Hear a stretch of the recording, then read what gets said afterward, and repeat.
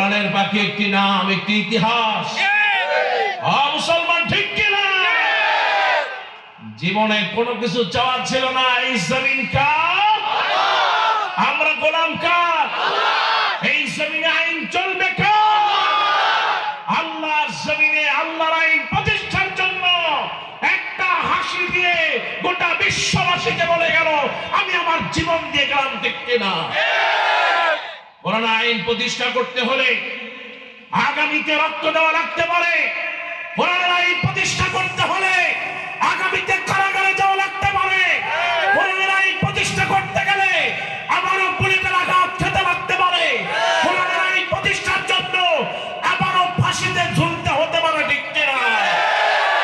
এই কোরআন আইন প্রতিষ্ঠা হওয়ার জন্য যদি ফাঁসিতে ঝুলতে হয়, রক্ত দিতে হয়, জেলখানায়